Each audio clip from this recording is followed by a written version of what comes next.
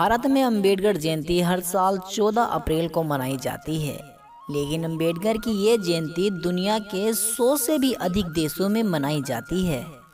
बाबा साहब डॉक्टर भीमराव अंबेडकर, तो कुछ लोग उन्हें संविधान रचयिता के नाम से भी जानते हैं। दोस्तों, बाबा साहब डॉक्टर भीमराव अंबेडकर ने भारत के उन वर्गों के लिए लड़ाई लड़ी जो सामाजिक रूप से बहिष्कार माने जाते थे, जिनके ऊपर छुआछूत जातिवाद का भेदभाव कर कर न जाने कितने अत्याचार होते थे, जिन्हें अछूत बनाकर उनका शोषण किया जा रहा था।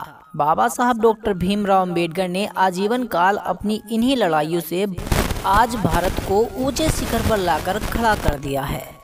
जहां पर दोस्तों बाबा साहब अंबेडकर को कुछ लोग अछूत मानते थे, तो आज विदेशों तक में उनकी मूर्तियां और उनके नाम के चर्चे हैं।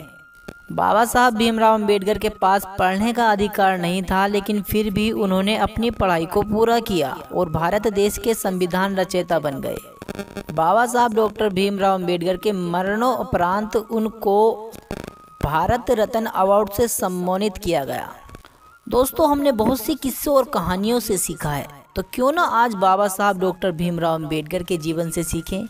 तो जय भीम, नमो बुद्धाय साथियों, और मेरा नाम है विशाल कुमार। आप देख रहे हैं हमारे चैनल गुल्लू टीवी, जहां पर दोस्तों मैं बाबा साहब अंबेडकर के जीवन से जुड़ी हर छोटी और बड़ी घटना आप लोगों को बताता रहता हूं।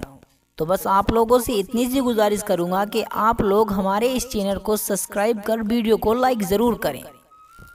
तो क्या दोस्तों, आप सभी लोग जानते हैं कि भारत देश के तिरंगे झंडे में महात्मा गांधी चरखा रखवाना चाहते थे, तो फिर बाबा साहब डॉक्टर भीमराव अंबेडकर ने उसमें अशोक चक्र कैसे लगा दिया।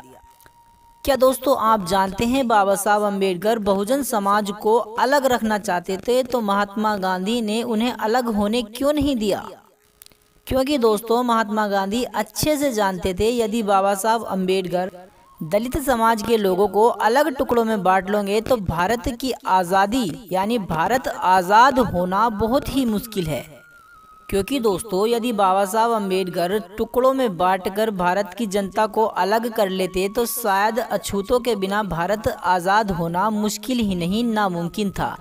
ये बात महात्मा गांधी अच्छे से जानते थे, इसीलिए बाबा साहब अंबेडकर को उन्होंने कभी इस समाज को अलग करने नहीं दिया।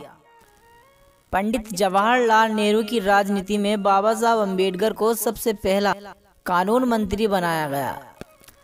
जब महात्मा गांधी को ये पता चला कि बाबा साहब अंबेडकर तिरंगे झंडे में अशोक चक्र रखवाना चाहते हैं, तो उन्होंने तिरंगे झंडे को सलामी देने से इनकार कर दिया।